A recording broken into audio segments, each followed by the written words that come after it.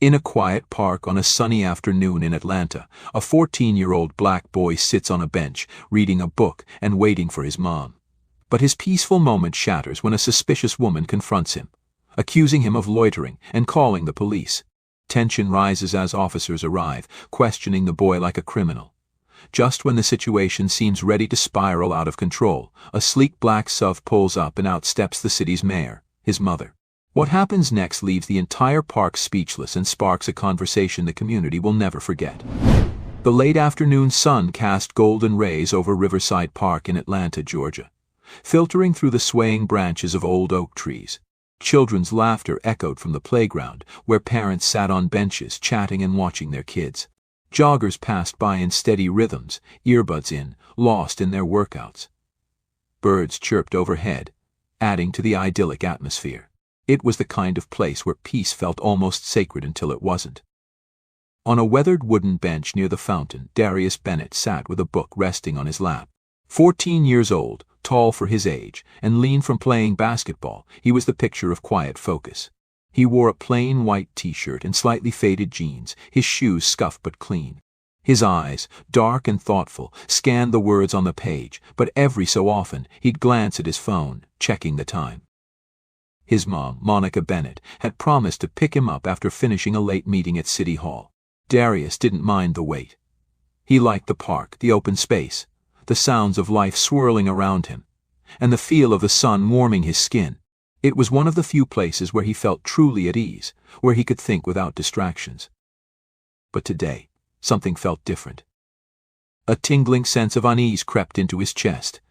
He shifted slightly, lifting his eyes from the book. Across the park, a woman sat on a nearby bench. She wasn't watching the children or enjoying the scenery. She was watching him. Margaret Lewis, mid-40s, with sharp features and piercing blue eyes, sat rigidly, clutching her handbag. She wore neatly pressed khakis and a button-up shirt, her hair tied back in a no-nonsense bun. Her gaze was fixed on Darius, narrowing slightly each time he shifted or looked up from his book. At first, Darius tried to brush it off. Maybe she was just waiting for someone, or maybe he was overthinking things. But as the minutes ticked by, her stares became harder to ignore. She whispered into her phone at one point, glancing at him between sentences. Darius's hands tightened around the edges of his book. He'd dealt with looks like this before, people clutching their purses tighter when he walked by, crossing the street to avoid him, or staring just a little too long as if expecting him to do something wrong. He hated it, but he'd learned to let it roll off his back. Today, though, was different. Today, he was alone. Margaret finally stood, walking toward him with purposeful strides. Darius sat up straighter, bracing himself. "Margaret, what are you doing here?" Her voice was sharp, cutting through the hum of the park like a knife. "Darius, I'm just waiting for my mom." He kept his tone polite, steady, even as his heart began to race. "Margaret, waiting for your mom?" She crossed her arms, eyes scanning him as though searching for cracks in his story. "Margaret, I've seen you sitting here for a while now. People like you don't just hang out at parks for no reason." Darius's stomach twisted. He knew exactly what she meant by people like you. "Darius, I promise, I'm not doing anything wrong. My mom is on her way to pick me up. She's running a little late." Margaret didn't budge. "Margaret, do you have ID? Proof that you're supposed to be here?" "Darius, no, ma'am. I don't carry ID. I'm only 14. The words barely left his mouth before Margaret pulled out her phone and began dialing. "Margaret, I'm calling the police." Panic flared in Darius's chest. "Darius, wait, what? Why? I didn't do anything." Margaret turned away from him, speaking loudly into her phone. "Margaret, yes, there's a suspicious individual in Riverside Park. Young, black male, about 14 or 15. He's been hanging around and acting strange. I think he might be up to something." Darius froze, his thoughts racing. Should he run? Should he stay? He knew that running would only make things worse. He clenched his fists, forcing himself to stay rooted to the bench, even as tears burned behind his eyes. People nearby started to notice. A few whispered, others pulled out their phones. No one stepped in. Minutes later, the distant wail of sirens cut through the air. Two police cruisers rolled to a stop near the entrance of the park, red and blue lights flashing. Darius's breath hitched as the officers stepped out. The first officer, Reed, was young, tall, and broad-shouldered. His uniform looked crisp, and his eyes immediately locked onto Darius. "Officer Reed, hands where I can see them." Darius stood, slowly raising his hands. "Darius, I didn't do anything, sir." "Officer Reed will figure that out. Just stay where you are and don't move." The second officer, Sergeant Daniels, older and calmer, approached more cautiously, scanning the scene. Margaret stepped forward, pointing at Darius. "Margaret, that's him. He's been sitting here watching people for almost an hour. I think he's casing the place." "Officer Reed, son, we're going to need you to answer a few questions." Darius's voice shook as he tried to explain. "Darius, I'm waiting for my mom. She's picking me up soon. I haven't done anything wrong." Darius stood frozen, his hand still raised as Officer Reed stepped closer, one hand resting near the holster on his belt. The sharp bark of commands and the flashing red and blue lights made his heart pound in his chest. Around him, the gathering crowd murmured in hushed tones, their eyes flicking between Darius and the officers. Some whispered anxiously, while others raised their phones, recording the unfolding scene. Margaret stood a few feet away, arms crossed and lips pressed into a tight line. Her phone was still clutched in her hand, her expression oscillating between righteous indignation and nervous satisfaction. She'd done her part, or so she believed.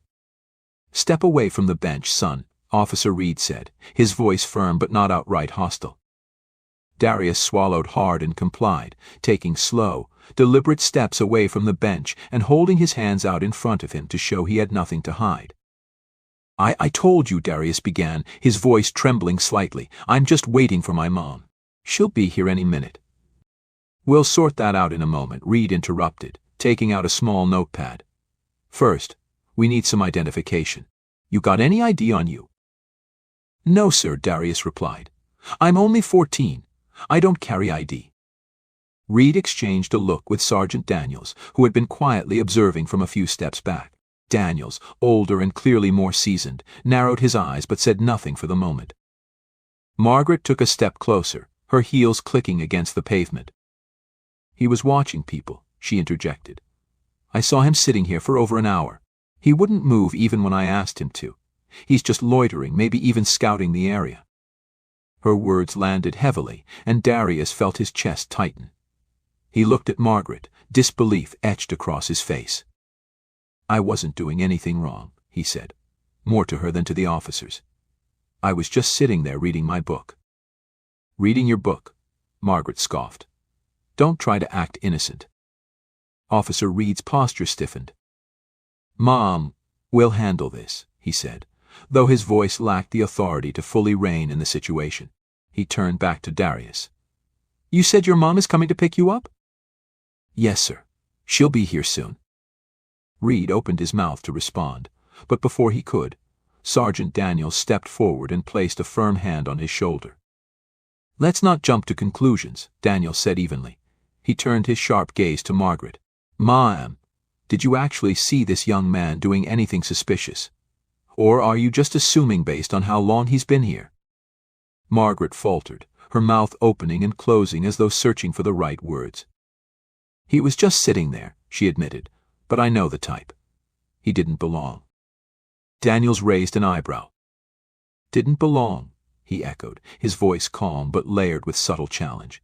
"This is a public park." Margaret flushed, but before she could respond, the sound of a car pulling up nearby interrupted the exchange. Heads turned as a sleek black SUV rolled to a stop near the edge of the park. The rear door opened, and out stepped Monica Bennett Sharp, poised and radiating authority in her tailored suit.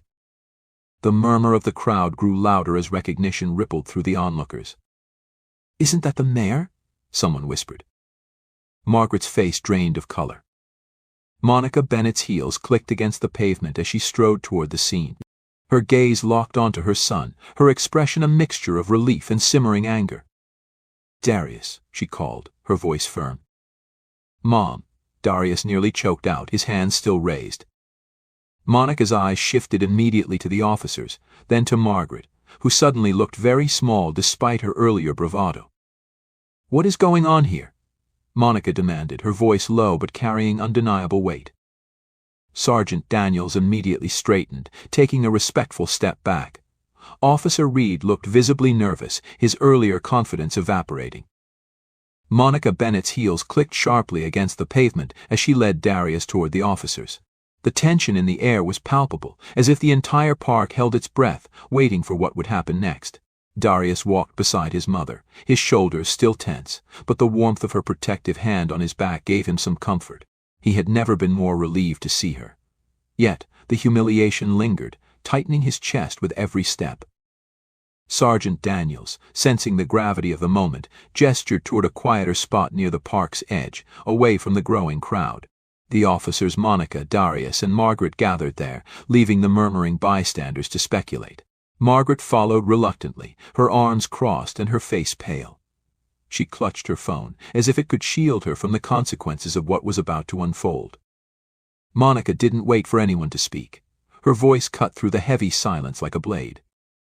"I want answers," she demanded, fixing her sharp gaze on Sergeant Daniels.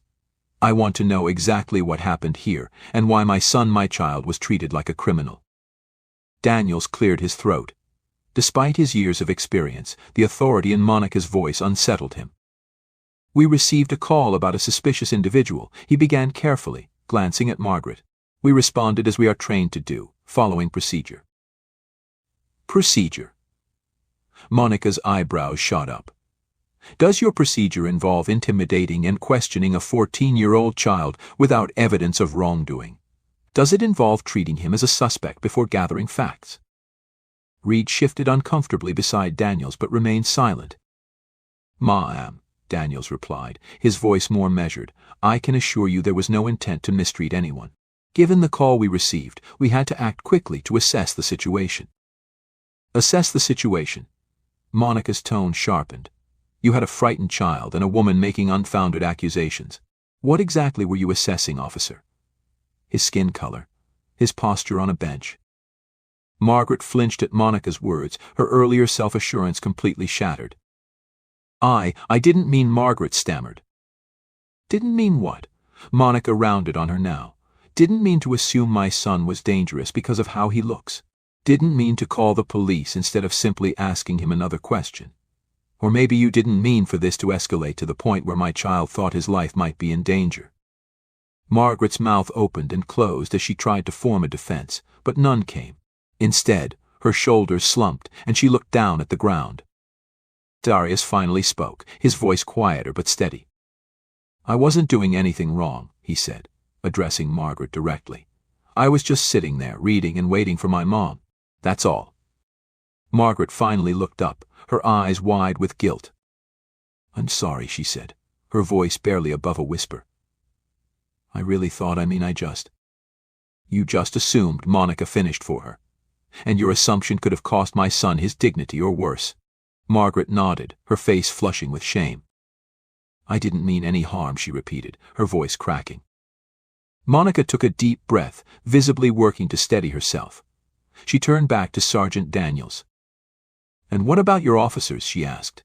"Why didn't they investigate properly before escalating this situation? Did they ask him for any explanation? Or did they jump to conclusions too?" Daniels shifted his stance. "I'll be honest with you, Mayor Bennett," he said. "This could have been handled better. I take full responsibility for how it unfolded, and I will be filing a report to review our response and determine what training gaps need to be addressed." Monica's eyes narrowed. "A report is the bare minimum," she said. "I want to see real changes.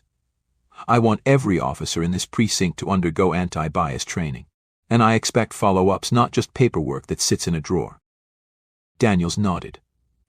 "I'll make sure it happens," he said firmly. Margaret shifted uneasily, her voice breaking the momentary silence. "I'll go," she said quietly. "I've caused enough trouble already." Monica's gaze softened just slightly as she looked at the woman. "No, you won't," she said. "Running away doesn't fix this. I suggest you take a long, hard look at yourself and figure out how to do better. And when we roll out that training program, I expect to see you there too." Margaret swallowed hard and nodded. The crowd, still lingering at a distance, began to disperse. but the weight of what they had witnessed lingered in the air. Darius exhaled slowly, finally allowing himself to relax as Monica placed a reassuring hand on his shoulder. "Let's go home," she said gently. But as they turned to leave, Darius paused. "Wait," he said, looking at Margaret. "I hope you really do mean it that you're sorry." Margaret met his gaze and nodded. "I do," she said quietly. "I really do." With that, Darius walked away with his mother, his head held high despite the lingering ache of what had just happened. As they reached the SUV, Monica squeezed his shoulder. "You handled yourself well," she said. "I'm proud of you." Darius managed a small smile, but as he climbed into the car, he couldn't help but wonder how different the outcome might have been if his mom hadn't arrived in time. And as the park faded into the distance, he resolved to make sure no one else would ever have to feel the way he had felt in that moment. The ride home was quieter than Darius expected. He sat in the passenger seat of the sleek black SUV, staring out the window as the familiar streets of Atlanta rolled past. The city buzzed with life, cars honking, people walking dogs, and families laughing in outdoor cafes, but all Darius could hear was the echo of Officer Reed's sharp commands and Margaret's accusatory tone. His mom drove with a steady hand, her knuckles tight against the steering wheel, but her silence carried weight. Darius knew she was holding back for him. She always kept her composure in public, but he had seen the fire in her eyes earlier. He wasn't sure if it scared him or comforted him more. Finally, Monica broke the silence. "Talk to me, Darius." Her voice was calm, but he could hear the underlying concern. "What's going through your head right now?" Darius hesitated. "I don't know," he admitted, his voice quieter than he intended. I'm okay now. I guess I'm just angry. Embarrassed." Monica glanced at him, her expression softening. "You have every right to feel that way. What happened back there was wrong, and no one should ever make you feel like you don't belong in your own community." Darius shook his head. "But it keeps happening, Mom. Not just to me, to kids like me everywhere. It's like no matter what we do, people see us as threats first." Monica exhaled deeply, pulling the car into their driveway. She put it in park, but didn't get out right away. Instead, she turned to face him. "You're right," she said, "and that's exactly why I have to keep fighting to change it. But it's not just my fight, Darius, it's yours too. Today you stood up for yourself. You kept your cool, even when it wasn't fair. That matters." Darius looked down at his hands. It didn't feel like it mattered. "It did," Monica insisted. "And it still does. But this doesn't end here. Tomorrow we're going to make sure this situation isn't swept under the rug. I'll meet with the chief of police and the city council. I want that training program implemented immediately, and I want updates on how it's going." Darius nodded slowly, absorbing her words, but part of him still felt uneasy. "What about Margaret?" he asked. "She said she was sorry. But what if she didn't mean it?" Monica's eyes softened. "People don't change overnight, Darius, but sometimes moments like today force them to reflect. Whether or not she meant it, she has to sit with what she did, and we're going to hold her accountable to make sure she learns from this." Darius nodded, but the ache in his chest lingered. He knew his mom would fight for change. She always did, but he couldn't help wondering how many other kids like him wouldn't have someone powerful to step in when it counted. The next morning, Monica stood in her office at City Hall, flipping through a thick folder of reports and notes. She had already called an emergency meeting with the police chief and several city officials. Darius sat on a couch by the window, pretending to scroll through his phone, but glancing up nervously every few seconds. "Mom?" he finally asked. "Are you nervous?" Monica smiled faintly. "Not nervous, just focused." Before she could say more, a knock sounded at the door, and her assistant poked her head in. "They're ready for you, Mayor Bennett." Monica stood, straightening her blazer. "Let's do this." Darius stayed behind as she walked out, but he couldn't sit still. After a few minutes, he decided to wander down to the conference room where the meeting was taking place. He stood just outside the door, listening. Inside, Monica's voice carried clearly. "I want immediate action," she said firmly. "Not just promises. This incident highlighted cracks in our system that we can no longer ignore." The police chief cleared his throat. "Mayor Bennett, I understand your frustration, but change takes time. Implementing new training programs, especially ones focused on anti-bias education, requires resources and coordination. Then find them, Monica snapped. Because time is a luxury we can't afford. How many more kids like my son have to face this kind of humiliation or worse before we act? There was a beat of silence, and then Sergeant Daniels' voice cut in. I think the mayor is right. His tone was steady. We need to move quickly. What happened yesterday wasn't just a misunderstanding, it was a symptom of a much larger issue. If we don't address it now, we'll be back here again, facing something even worse. Darius's heart lifted slightly at Daniel's words. He hadn't expected the officer to take their side so strongly. Thank you, Sergeant Daniels, Monica said. Now let's talk about next steps. The rest of the conversation was muffled as Darius stepped back from the door. For the first time since the incident, he felt something other than anger or shame. He felt hope. That evening, Monica sat with Darius at the kitchen table, reviewing the notes from the meeting. So it's really happening? Darius asked. Monica smiled. It is. The program starts next month. And Margaret? What about her? She'll be there for the training, she volunteered. Darius raised an eyebrow. Volunteered. Or was told to. Monica laughed softly. Maybe a little of both. But the important thing is she's taking the first step. And so are we. Darius nodded, leaning back in his chair. It's not enough, he said quietly. No, Monica agreed, but it's a start. They sat in silence for a moment, the weight of the day settling around them. Darius knew this wouldn't be the last time he faced something like this. But for now, he felt stronger knowing his voice had been heard, and that change, even if slow, was coming. The following week, Riverside Park seemed quieter than usual. Darius stood near the same bench where the incident had unfolded, his hands tucked into the pockets of his jacket. He glanced around, half expecting someone to stare or whisper, but instead he saw smiles and nods from a few familiar faces, people who had witnessed what happened. A woman jogging past slowed down and gave him an encouraging smile. Stay strong, young man, she said before continuing her run.